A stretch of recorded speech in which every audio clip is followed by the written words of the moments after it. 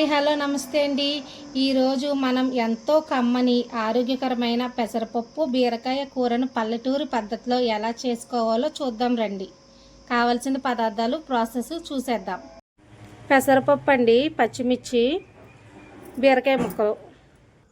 పప్పు అయితే 2 సార్లు కడిగానండి. బాగా కడిగి వాటర్ పోసాను.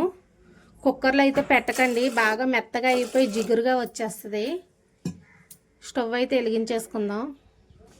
పప్పు అయితే ఉడుకుతుంది కదండి, ఇది కొంచెం ఉడకాలి. పెసరపప్పు అయితే త్వరగానే ఉడికిపోద్దండి.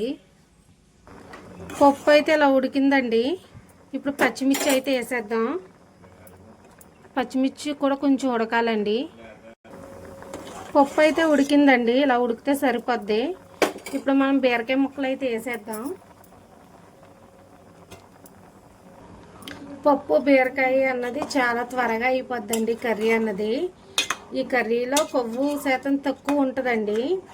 మరి గుండెకి కూడా చాలా మేలు చేస్తుందండి. పీచు పదార్థం పుష్కలంగా ఉంది కాబట్టి చాలా మేలు చేస్తుందండి.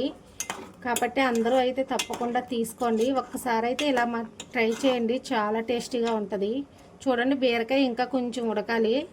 కొంచెం బీరకాయ ముక్కలు ఎక్కువ వేసుకుని పప్పు తక్కువ వేసుకోండి, చాలా టేస్టీగా ఉంటుందండి. బీరకాయ కూడా ఉడికిపోయిందండి. చూడండి, నేను బీరకాయ పీసెస్ అయితే ఎక్కువ వేసుకున్నాను. మీకు ఇష్టం లేకపోతే తక్కువ వేసుకోండి, కానీ ఆరోగ్యానికి అయితే చాలా మంచిదండి. పసుపు వేస్తున్నాను. మన టేస్ట్కి తగినంత ఉప్పు అండి, అంతే అండి. స్టవ్ ఆఫ్ చేసుకుని పోపు అయితే వేసేసుకుందాం. పోపు అయితే వేసేస్తున్నానండి. కొంచెం ఆయిల్,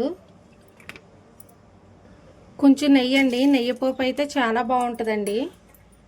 ఇది కాగాలి కొంచెం. ఆయిల్ కాగిపోయింది. జీలకర్ర, ఆవాలు, వెల్లుల్లిపాయలు. ఎల్లుల్లిపాయ ఏగిపోయిందండి. ఎండుమిర్చి ఏగిపోయిందండి. కరివేపాకు, కొంచెం ఇంగువ మట్టుకు వేసుకోండి, చాలా బాగుంటుంది. మనం రెడీ చేసుకున్న పప్పు ఉంది కదండి, అదైతే దీంట్లోకి వేసేసుకుందాం. ఒక్కసారి అయితే కలుపుదామండి. ఉప్పు చూసుకోండి. కొంచెం ఈ పోపులో అయితే ఉడికిందంటే మనకు ఆ పోపు అన్నది బాగా పడద్దండి. పప్పు అయితే ఉడుకుతుంది కదండి. మళ్ళీ ఇప్పుడు లాస్ట్లో కొంచెం కొత్తిమీర వేసి స్టవ్ అయితే ఆఫ్ చేసేసుకుందాం. చూసారుగా, నోరూరించే పెసరపప్పు బీరకాయ కూర రెడీ అండి. మీరు కూడా ఇంట్లో ట్రై చేసి ఎలా వచ్చిందో కామెంట్ చేయండి. మా వీడియో నచ్చితే లైక్ చేసి మన ఛానల్ని సబ్స్క్రైబ్ చేయడం మర్చిపోకండి. Bye bye.